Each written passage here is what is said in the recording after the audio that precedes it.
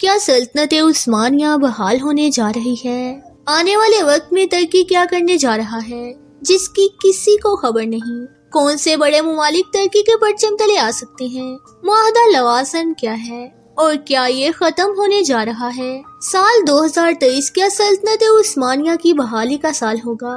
یہ سب جاننے کے لیے ویڈیو کو آخر تک کلاس میں دیکھیں اور ہمارے چینل کو سبسکرائب کر دیں۔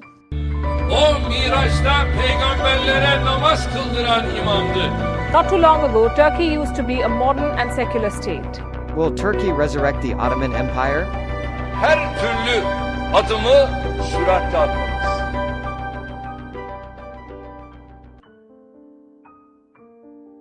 دو 2023 میں ترکی کس سے آزادی لے گا اور اس قبضے کی حقیقت کیا ہے؟ آج کی ویڈیو میں اسی پر نظر ڈالیں گے۔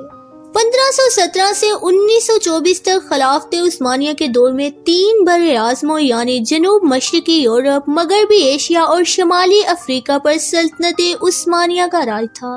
جہاں تک یہ سوال ہے کہ 2023 میں ترکی آزادی حاصل کر لے گا تو پہلے اسی پر بات کرتے ہیں کہ آج جدید دنیا میں ترکی کو اقوام عالم میں ایک نمایاں اور اہم مقام حاصل ہے۔ ایٹمی قوت نہ ہونے کے باوجود بھی ترکی دنیا کی بڑی بڑی طاقتوں کی آنکھوں میں آنکھیں ڈال کر بات کرتا ہے۔ ایرطغرل غازی اور اس کی نسلوں نے مسلمانوں کو شاندار اور ناقابل یقین فتوحات دلا کر پوری دنیا کو ہلا کر رکھ دیا تھا، جس کے بعد 600 سال سے زائد عرصے تک 3 بر اعظموں پر سلطنت عثمانیہ کی حکمرانی رہی تھی۔ اب آپ سوچ رہے ہوں گے کہ 6 صدیوں تک دنیا پر راج کرنے والی قوم خود محکوم کیسے ہو گئی؟ آج کا ترکی کیسے 2023 میں ترقی کرے گا؟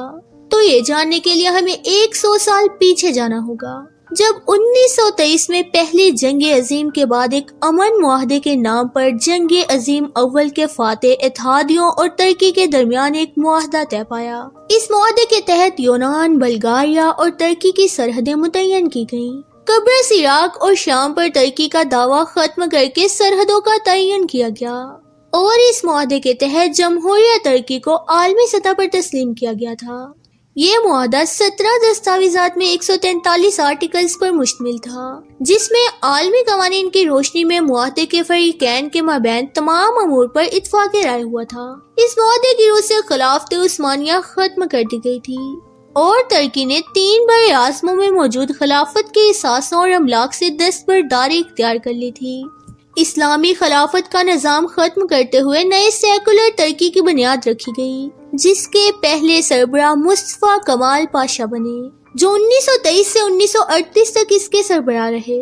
اسی معاہدے کے ترکی کی سمندری گزرگاہوں سے آمدرفت کے قوانین طے پائے، جبکہ تجارت، رہائش اور عدالتی نظام کے بارے میں بھی شرائط کا تعین کیا گیا۔ معاہدہ لوازن کے ختم ہونے کی کوئی طے شدہ تاریخ سامنے نہیں آئی، لیکن بین الاقوامی اصولوں کے مطابق کوئی بھی معاہدہ 99 سال سے زیادہ نہیں ہوتا، اور لوازن میں ہونے والا معاہدہ بھی اگر دیکھا جائے تو 100 سال پر محیط تھا، جو دراصل ترک عوام اور مسلمانوں کے خلاف مغرب کا ایک ایسا پھندا تھا جس نے ترکی کے ہاتھ پاؤں باندھ کر اسے چاروں شانے چت کر دیا تھا۔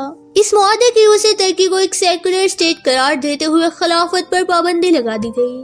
ویورز، ایک ایسا وقت بھی آیا کہ ترکی میں اسلام کا نام لینا بھی مشکل ہو گیا تھا۔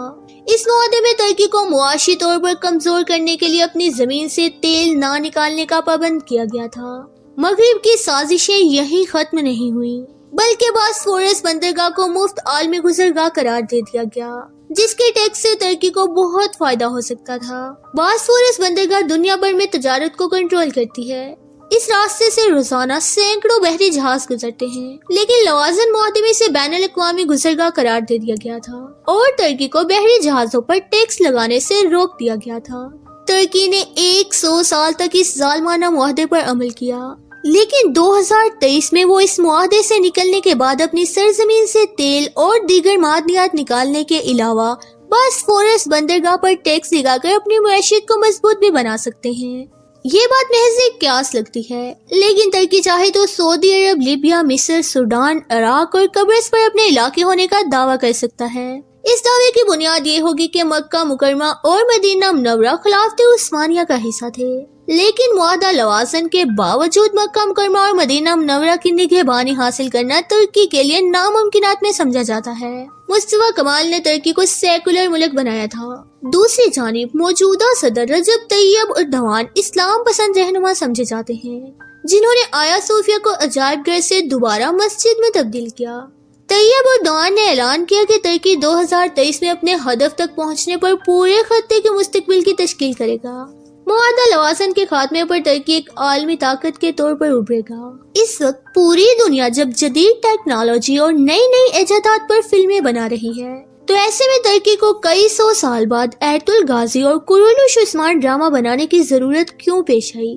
کیا ترکی دنیا کو کوئی پیغام دینا چاہ رہا ہے؟ آج کی ویڈیو میں اس سوال کا جواب بھی ہم آپ کو بتائیں گے۔ دنیا کے مسلمان ممالک میں ترکی کو سب سے الگ اور نمایاں مقام حاصل ہے۔ خلافت عثمانیہ کے دور میں ترکوں نے دنیا کے بڑے حصے پر حکمرانی کی اور اپنے زور بازو سے لازوال فتوحات حاصل کی۔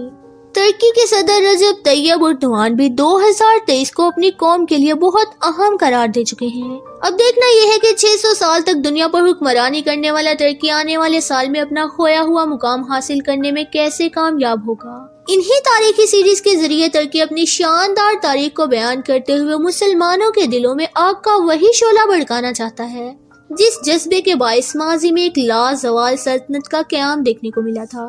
جولائی 2023 میں 100 سالہ معاہدہ لوازن ختم ہو رہا ہے، جس کے بعد ترکی اپنا تیل نکالنے اور فروخت کرنے میں آزاد ہوگا، جس سے ترکی کی معیشت مضبوط ہوگی۔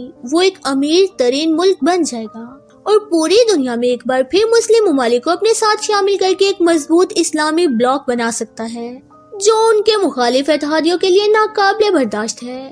مغرب کو اس بات کا بھی خوف ہے کہ ترکی معاہدے کے خاتمے کے بعد خلافت عثمانیہ کی بحالی کی کوششیں کر سکتا ہے، جس کی وجہ سے مغربی ممالک اس معاہدے کے ختم ہونے سے پریشان ہیں۔ یہ معاہدہ اگرچہ بدنیتی پر مبنی ایک منصوبہ تھا، جس کا مقصد ترکی کو مسیحی ریاستوں کے سامنے بے بس کر دینا تھا، لیکن موجودہ دور میں ترکی جس رفتار سے ترقی کر رہا ہے، اس سے واضح ہوتا ہے کہ 2023 میں ان پابندیوں کے خاتمے پر خطے کی سیاست میں ایک نئی تبدیلی اور ہلچل رونما ہوگی، جس کے آثار کافی حد تک ابھی سے نظر آ رہے ہیں۔ ترکی نے نیٹو میں شمولیت کے بعد اپنی فوج میں بڑی جدت پیدا کی ہے۔ اب اسے 2023 کی آمد کی تیاریاں کہہ لیں یا کچھ اور، مگر حقیقت یہی ہے کہ ترکی پابندیوں سے آزادی حاصل کرنے کے لیے 100% تیار دکھائی دیتا ہے، جبکہ ان کے حریف ممالک ترکی کو دباؤ میں لانے کی کوششیں کر رہے ہیں۔ لیکن اس دوران رجب طیب اردوان نے بھی ہمت نہیں ہاری اور اپنی عوام کو بھی ہمت سے رہنے کی تلقین کی اور 2023 کے ویژن کا اعلان کر دیا، جس کے مطابق 2023 میں 7.5 کروڑ سیاحوں کی میزبانی کا پلان ہے۔ اس کے علاوہ طیب اردوان کا خواب ہے کہ 2023 میں جب اعلان جمہوریہ کے 100 سال مکمل ہوں تو ترکی دنیا کی مضبوط ترین 10 عالمی طاقتوں میں سے ایک طاقت ہو۔ یہ ہونا ناممکن نہیں ہے، کیونکہ ایک کے بعد دوسرا کامیاب ہونے والا منصوبہ اس خواب کی تعبیر پیش کر رہا ہے۔ ویورز، ان تمام موجودہ حالات کے بارے آپ سب کی کیا رائے ہے ہمیں کمنٹ باکس میں ضرور بتائیں۔ ویڈیو اچھی لگے تو اسے لائک اور شیئر کریں۔ آج کی ویڈیو میں بس اتنا ہی، ملتے ہیں کسی نئی ویڈیو میں، تب تک کے لیے اللہ حافظ۔